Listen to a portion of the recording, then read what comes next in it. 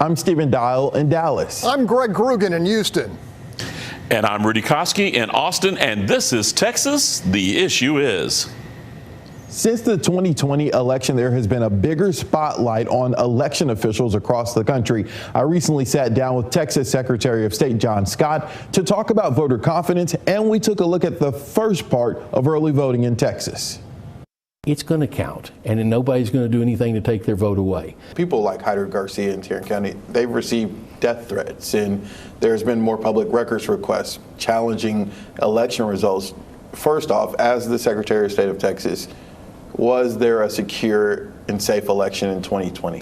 I don't think there's anything we're going to find in our audit of the 2020 election that would have changed anything about it. Joe Biden's won the election back then, and he still will have won the election. And Donald Trump won the state of Texas, and I don't think there's going to be somebody see something that shows that that was anything different than what it was. How has early voting been in the state of Texas? I know we compare it back to 2018, but would you say 2018 was kind of an outlier when it comes to early voting in Texas? Stephen, it was. 2018, we had a highly contentious Senate race between Beto and Ted Cruz, and I think we ended up about 52%.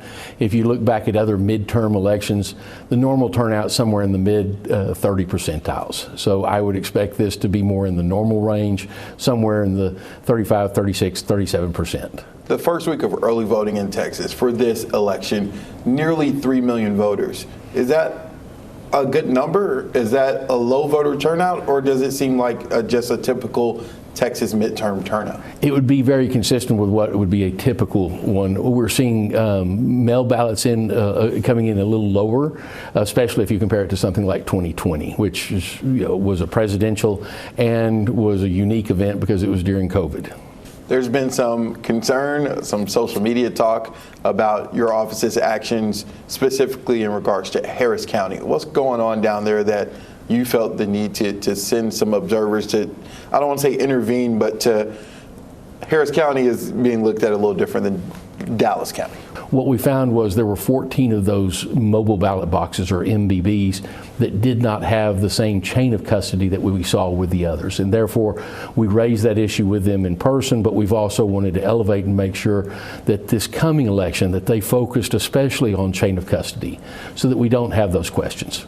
Are you able to say that this isn't just looking at Harris County because it's a large, populous, Democrat-leaning county? This isn't you picking on Harris County. That's correct. Literally, we would have, were we having these issues in Loving County, the smallest county and probably all Republican, we would be sending those same letters to them. What would you say to someone who's still not confident that when they go vote for whoever they want to vote for on November 8th, that their vote will be counted properly? There's 254 counties with people who are spending their existence making sure that people have safe elections. That's also true at the state level. And so there are so many eyes and so many ears out there watching our elections. We feel very confident this is the safest, most transparent election we will ever have conducted in this state. There was a lot to discuss in that interview with Texas Secretary of State John Scott. Greg, how would you describe that interview in one word? My word, accountability. Rudy, what about you? It's a good word, Greg. My word, avalanche. Okay, we'll dive into those words. After this break, the Fox Texas Trio will be back. The Fox Texas Trio is back to discuss that interview with Texas Secretary of State John Scott.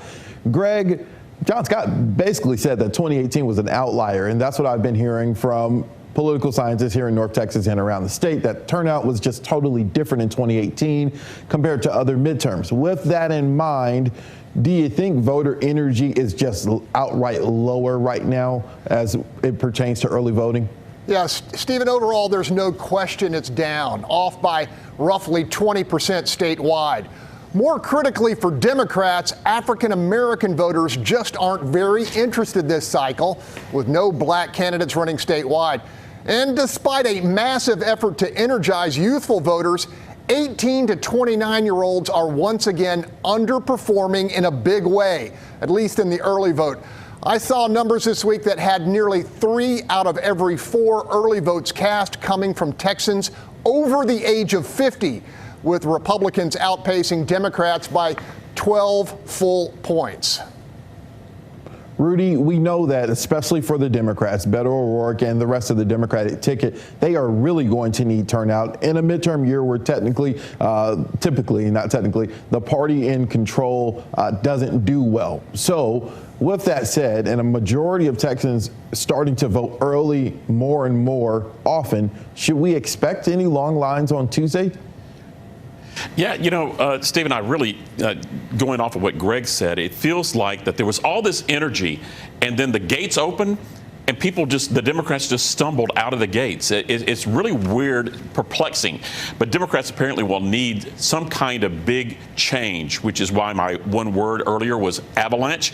Tuesday, of course, that has to be a big turnout day for both sides. That's understandable. But overconfidence about the outcome, now that could hurt the Republicans with some no-shows. So Democrats need an avalanche of voters swarming to the polls for them, or they're going to get swamped by an avalanche of that predicted red wave, right? So top Democrats started sounding the alarm this past Wednesday. We had the president's democracy is in the balance speech. Bill Clinton was rolled out. And even here in Big Blue Austin, Travis County Democrats were scolded, warned that red leading residents in Williamson County to the north, they're turning out more than them. Now, that's not in the raw count, but percentages, which is an example of how the panic button is being hit, right?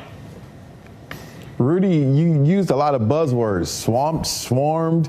Let's change gears just a little. Greg, voter confidence has been a big thing just nationwide, but Texas is no stranger to that as well. Following 2020, Governor Abbott called for an audit of the elections in big counties like Dallas, Tarrant, Harris, and Collin counties. John Scott said that audit should be done in December. He said in the package that there's not going to be any eyebrows raised. President Biden won the election. Donald Trump won Texas. Do you think the audit will help Texans who are leery about the voting process make them more comfortable, or is it just lip service? Look, Stephen, I think to some degree it may. Now, in your interview with Secretary Scott, you addressed the added scrutiny we are getting here in the state's most populous county. And as a front row witness, I can tell you we clearly deserve it. The March 1st primary here was a debacle, with Harris County's democratically appointed election administrator misplacing 10,000 ballots and not even coming close to meeting the state's mandatory 24-hour deadline for counting the vote. My point is this: we as a state are returning to a system that closely resembles what we had in 2018, minus the pandemic accommodations. Some will always allege it's now suppressive. Others will always allege it's riddled with cheating and fraud. That said, I think a majority of Texans will be satisfied with a process that's largely honest and gives anyone qualified to vote plenty of opportunity to cast a ballot that will be accurately counted. Rudy, do you think an audit will change minds of those who just don't trust the process? Right. Is anyone surprised that the audit didn't show anything? There's no aha. Of course, everything in Texas, other than Harris County, which was a train wreck, I agree with Greg. But here in Travis County, it was smooth as silk with that. So there's no gotcha moment. There's no aha with this audit. With that said, as Greg likes to say, this is the age of being offended and a time of doubting the vote.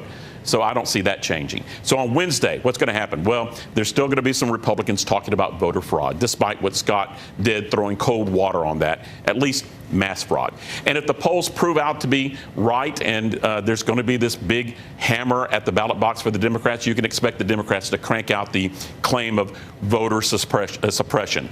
So while things have changed, some things just haven't changed. Right, Stephen?